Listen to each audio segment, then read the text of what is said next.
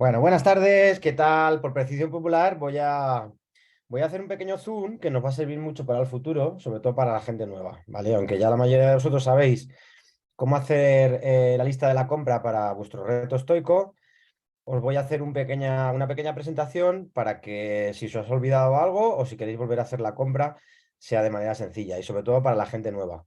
Entonces voy a compartir pantalla para que veáis una pequeña presentación. Y comenzamos. Bueno, la lista de la compra. Importante, priorizar los macronutrientes. Estos son las carnes y sus derivados. Veremos ahora paso por paso. Huevos, y si pueden ser de calidad, mejor. Vamos a ver también ahora cómo identificar unos huevos de calidad. Pescados y sus derivados. Aceites, cuáles son los buenos para freír, cuáles son los buenos para utilizar en crudo. Lácteos, verduras, setas, tubérculos, frutas y bebidas, que esa van a ser la base de nuestra alimentación y nuestra nutrición. Importante siempre recordar que hay que quedarse siempre satisfecho con la comida, comer muy despacio para llenarnos mucho, ¿vale? Y no tener que estar comiendo muy a menudo. La clave está en dejar muchos tiempos de espacio entre comida y comida. Y luego también hacer el ayuno intermitente de un día para otro, cuanto más horas mejor. Siempre controlado, ¿vale? Y siempre poquito a poquito. Vamos a empezar. Bueno, las carnes. Hasta ahora habíamos hecho en nuestra dieta tradicional, habíamos hecho una lista de la compra en el que priorizamos las carnes magras. Aquí vamos a tomar carnes magras, pero vamos a tomar todo tipo de carnes, ¿vale? No hay que limitar, porque ya sabemos que en esta dieta son muy importantes, casi tan importantes como la proteína, son importantes las grasas. Entonces, vamos a elegir carnes magras, pero también vamos a meter dentro de nuestra lista de la compra carnes grasas. Vamos a evitar, aunque vemos una foto ahí de las salchichas, si las salchichas son caseras, no hay ningún problema. Lo que vamos a evitar son las salchichas artificiales, por decirlo de alguna manera, que tienen un montón de ingredientes que no nos interesan, como por ejemplo los azúcares, los almidones y todo ese tipo de cosas. Dentro de los embutidos, de los chorizos y tal, si solo son caseros, podéis comer los que queráis, ¿vale? Es importante, no es que sea importante, es que hay que hacerlo. O sea, no es que debamos hacer de vez en cuando, sino hay que comprar carne magra y carne grasa, ¿vale? Más cositas. Yo sé que hay gente que esto no le gusta mucho, pero casi todos los nutrientes. Hay dos cosas importantes que hay en este tipo de alimentos, que son el colágeno, que es súper importante, es una molécula súper importante para nuestro cuerpo, no solamente para lo que estamos acostumbrados a escuchar el colágeno, que son las arrugas, sino que hay un montón de procesos dentro de nuestro cuerpo que el cuerpo utiliza el colágeno, pero para las articulaciones, para la vista, para el pelo, para las uñas, etcétera, etcétera, etcétera. Entonces, yo sé que hay gente que no le gustan este tipo de alimentos, pero en esta alimentación y en este reto lo que hay que priorizar es lo que necesitamos o lo que nos viene bien, no lo que nos gusta, hasta que nos gusta lo que nos viene bien. Por ejemplo, a mí no me gustan para nada las cabezas y todo ese tipo de cosas, no las he comido nunca, pero como yo ahora sé por qué lo tengo que comer y sé que, por ejemplo, los sesos es un superalimento, o por ejemplo sé que el hígado es un superalimento, pues lo que hago es que me los como y ya está. Y lo como con un gusto, despacito, y no hay ningún problema. Las mollejas, por ejemplo, es una delicia. Es verdad que cada día es más difícil de encontrar, pero todos estos tipos de alimentos son unos super nutrientes y además nos ayudan a complementar la comida del día, ¿vale? O sea, podemos elegir cada cosa un día, no hay que hacerlo todos los días. De verdad que, y además tiene una cosa buenísima, estos alimentos, que es que están baratos, porque la gente no sabe lo importantes que son y no los compra. Entonces, como por la ley de la oferta y la demanda, pues normalmente estos tipos de productos son baratos. Entonces, pues una cosa a nuestro favor. A ver si nos entra la gente de que son tan buenas. Bueno, embutidos. Una pregunta muy recurrente entre todos vosotros. Si el embutido, como ya sabéis, hay que elegir los alimentos que no tengan demasiados ingredientes. Entonces, yo os animo a no comprar nada que venga en bolsa porque le meten un montón de plásticos y cosas para celulosa, por ejemplo, para que no se peguen. Entonces, si os lo corta el carnicero, muchísimo mejor. Si le podéis preguntar al carnicero si lleva azúcar añadido, perfecto. Pero el único alimento, el único embutido que seguro os va a funcionar y es ideal es el jamón, porque solo lleva jamón y sal. Si podéis comprar 50% de ibérico o ibérico completo, pues evidentemente esa grasa va a ser muchísimo mejor, porque el cerdo, evidentemente, al comer bellotas tiene omega 3 y esa grasa va a ser mucho mejor que el cerdo blanco. Pero bueno, por lo menos que sea jamón. El lomo, por ejemplo, también es un buen producto. Y, por ejemplo, en el Ahorramás yo he comprado de vez en cuando pastrami de ternera, que también es muy bueno. Lo que pasa es que, claro, al ser 98% de ternera, pues el precio es un poco más elevado que el embutido normal.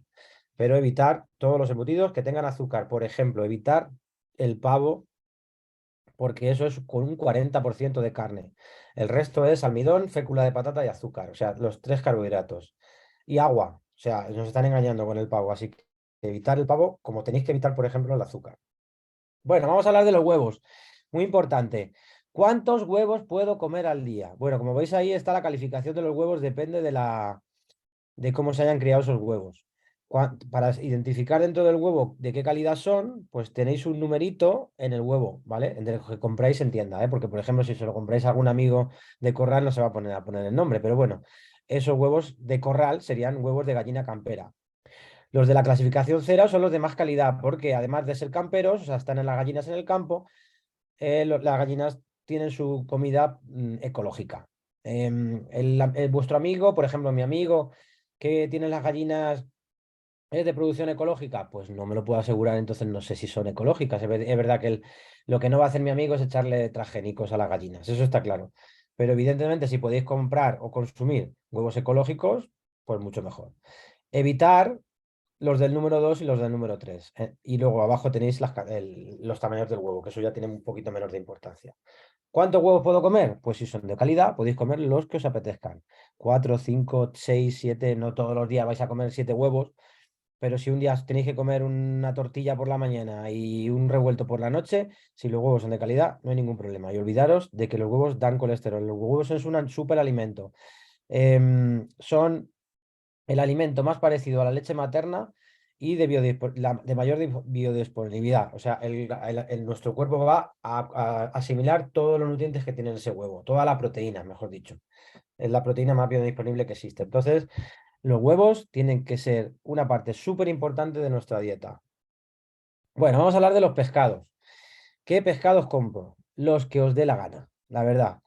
Vamos a priorizar un poco los de omega 3, o sea, los pescados azules, porque tienen más grasa de calidad. Vale.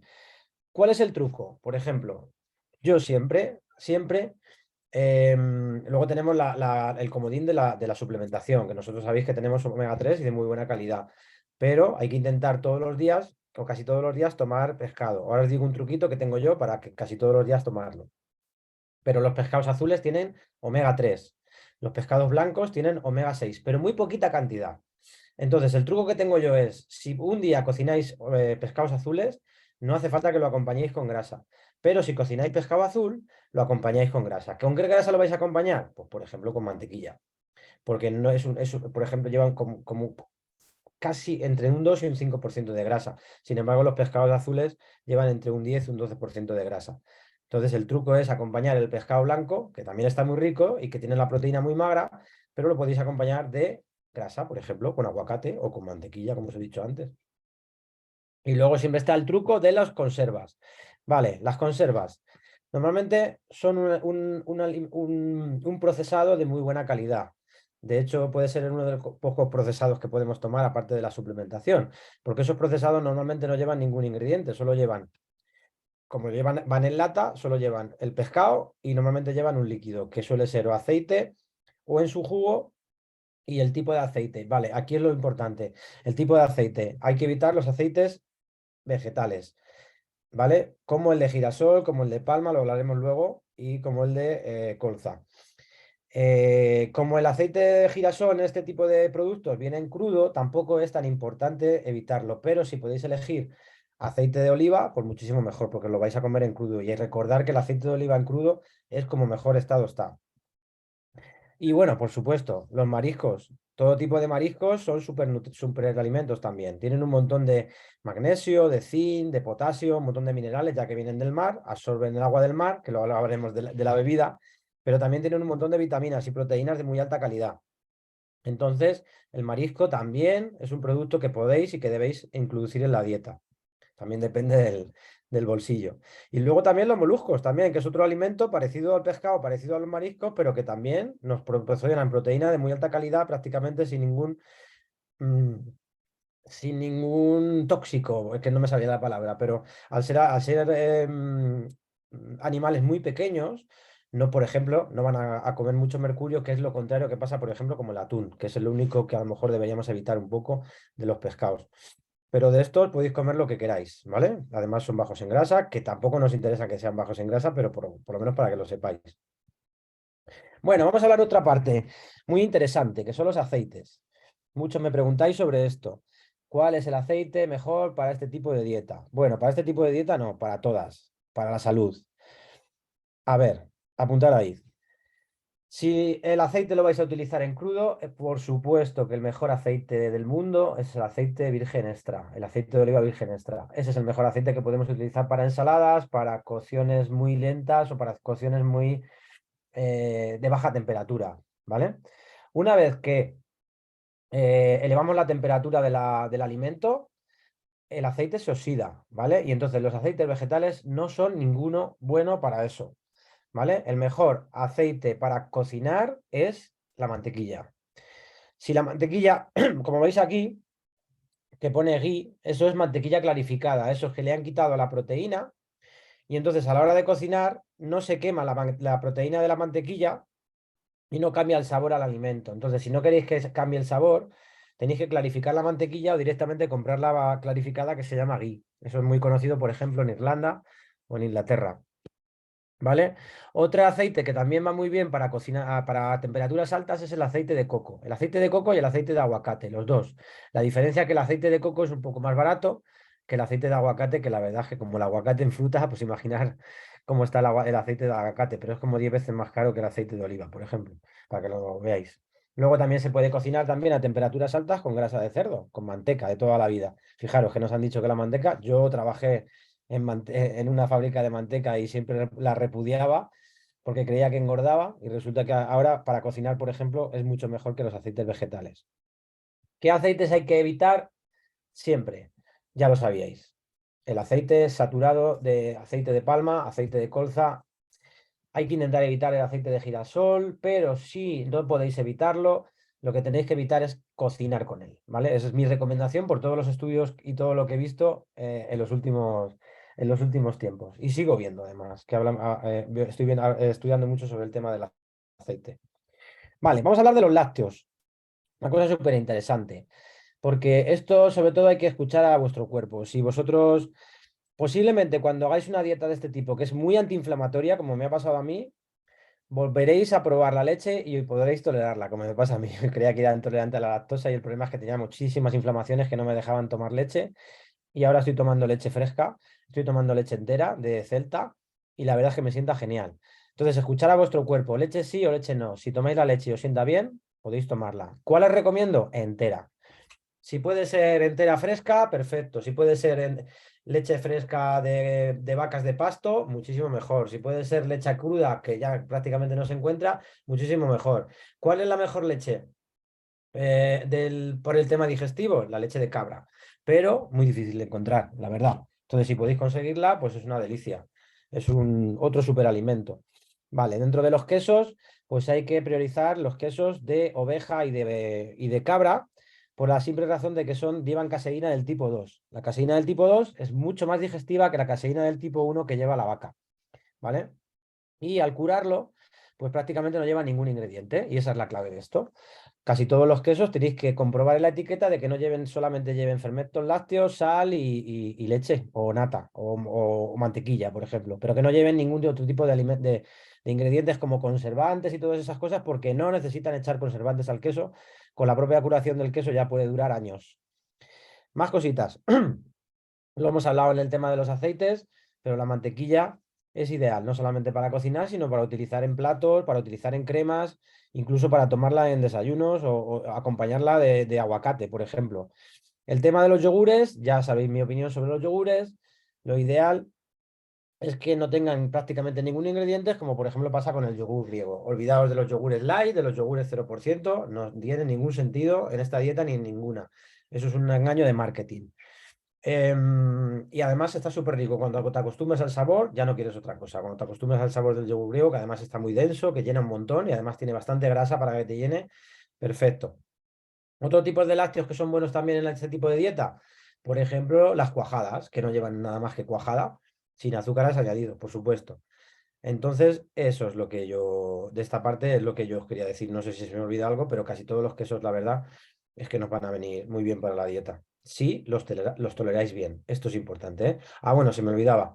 El kefir, otro superalimento, porque lo que te hace es regular todo el tránsito intestinal, limpiar las vellosidades intestinales, o sea que es buenísimo también. Vamos a pasar al tema de las verduras. Bueno. El tema de las verduras es un poco complejo porque realmente ya sabéis que las verduras son carbohidratos, pero son low carb todas, o sea, son de bajo contenido en azúcar. Se debería priorizar las verduras de temporada porque, como sabéis, estamos haciendo una dieta que tiene mucho que ver con lo que hacían nuestros ancestros. Entonces, nuestros ancestros comían las verduras que se encontraban durante la temporada. Pero bueno, como todas en general son low carb, se pueden introducir en la dieta, ¿vale? Entonces, pues todas las que queráis, la verdad. Un aporte muy importante también dentro del mundo de las verduras es el mundo de las setas y de los champiñones, que la verdad es que además nos aportan un montón de minerales. Cuidado que no sean venenosas, por supuesto, pero sí que son un alimento que debemos introducir en la dieta, casi igual que las verduras.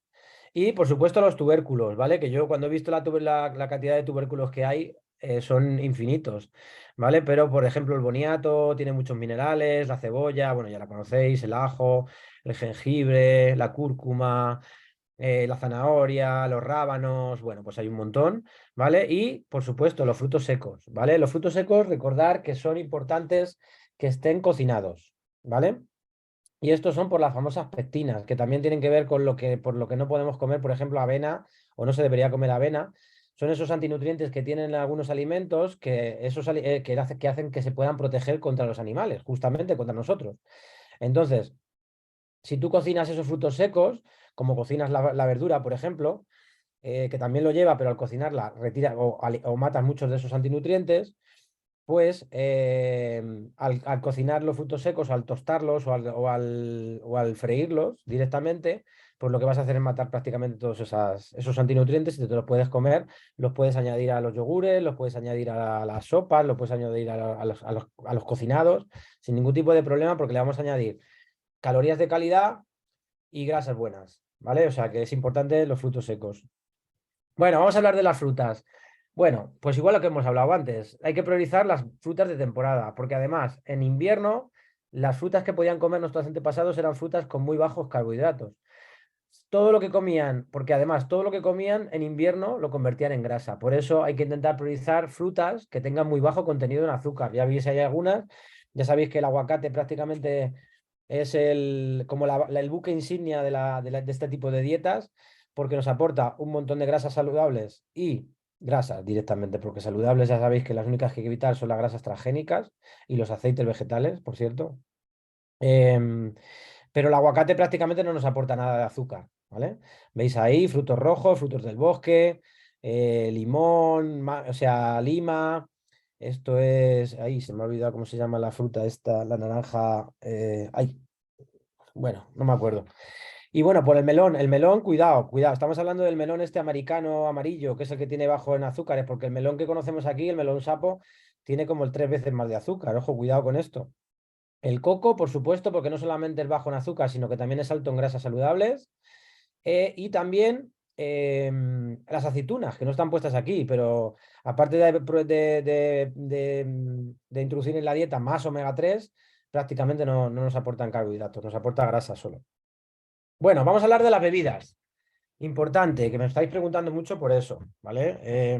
Bueno, agua mineral. El problema del agua mineral que estamos tomando ahora es que lleva poco mineral. Lo han desmineralizado poco a poco, creyendo que quitar los minerales era una cosa buena.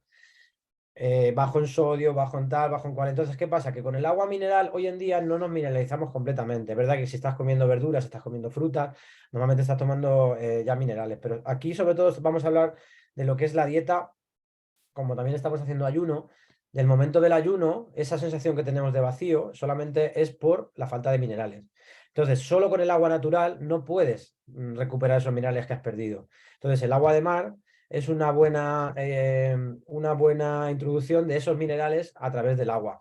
Lo único que hay que hacer es diluir ese agua de mar con agua natural y ya tienes una buena bebida mineralizada. Déjalos de acuarios y de esas guarrerías, que lo único que llevan es azúcar y además muy pocos minerales, por cierto.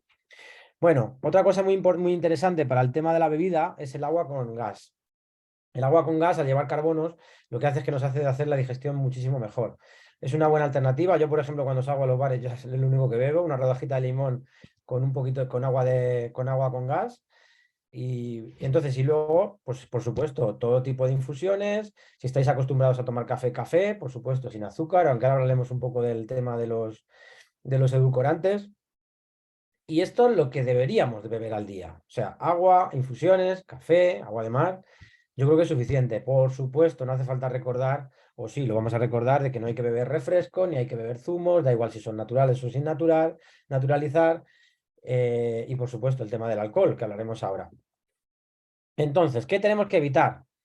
Azúcares, ¿vale? Todo tipo de azúcares, chucherías, bollos, bollerías, galletas, nocillas, embutidos con azúcar, que es azúcar directamente, bebidas de todo tipo, incluso las bebidas con edulcorantes, porque ya hasta ha salido una noticia hace poco que hay algunos edulcorantes que ya hay riesgo de cáncer y de ictus con ellos, o sea, imaginaros, por eso hablamos tanto de los edulcorantes.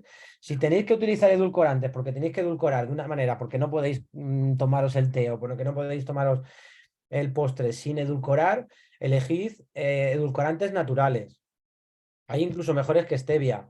Hablaremos si queréis otro día de ellos, pero lo que hay que evitar son edulcorantes artificiales, porque esos edulcorantes artificiales están fabricados para que tú creas que te van bien, pero te hacen el mismo daño que el azúcar natural. Para que no vamos a poner técnicos en esta llamada, hablaremos otro día de eso.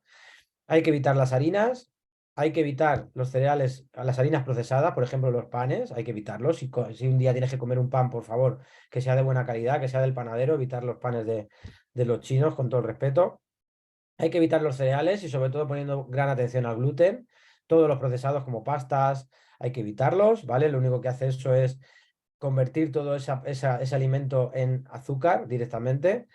Si tenéis que tomar algo en algún momento, tomar arroz, ¿vale? Porque tengáis un entrenamiento al día siguiente importante o porque tengáis alguna cosa importante o porque no podéis evitarlo. Primero os coméis la proteína, luego os coméis la grasa y luego os coméis al final, si queréis, un poquito de arroz. Un truco para el arroz, por ejemplo, es dejarlo un día en el frigorífico para que pierda un poquito de los almidones, que son esos azúcares que nos van a hacer daño. Las legumbres, esto yo sé que hay mucha gente que le gusta mucho la legumbre, pero esto sí que es una fuente increíble de antinutrientes. O sea, yo sé que hay mucha gente que le sienta fenomenal. Si te sienta fenomenal y no tienes ningún problema, cómelo de vez en cuando. Pero, por ejemplo, yo no puedo comerlo. O sea, lo único que me sienta un poco mejor son los garbanzos, pero el resto, horrible. Entonces, una de las cosas por la que yo he mejorado tanto el tema de las inflamaciones, aparte del gluten y los azúcares, ha sido porque he dejado completamente las legumbres, que en mis casas se comían prácticamente 2 veces a la semana. Y el alcohol, ¿vale? Es una cosa que es un azúcar vacío, ¿vale? Es peor incluso que el azúcar normal. Y aparte, evidentemente, vimos en la charla del otro día que te va degradando toda la masa encefálica y que no se puede recuperar. O sea, yo creo que es la peor droga junto con el azúcar, mucho peor que otras drogas que están más perseguidas en este país. Si algún día tienes que salir, si algún día tienes una cosa importante, si algún día tienes tal, pues se puede elegir, por ejemplo, un vino que sea sin sulfitos, porque normalmente llevan muchos menos azúcares, o que sea ecológico, ¿vale? Es una buena elección. Y por ejemplo, si te gusta el cava, el Brut Nature Brut quiere decir que no le echan azúcar al cava, entonces es una buena elección. Por supuesto que lo peor que se puede tomar es la cerveza, porque el azúcar de la cerveza, que es la maltosa, lleva el índice glucémico todavía más alto que el azúcar. Y la sin alcohol tiene todavía más azúcar que la normal. O sea, y aparte de que lleva gluten también. Así que bueno, nada más, esto era todo. Ha sido un placer y que tengáis buen día y espero que os ayude esta charla.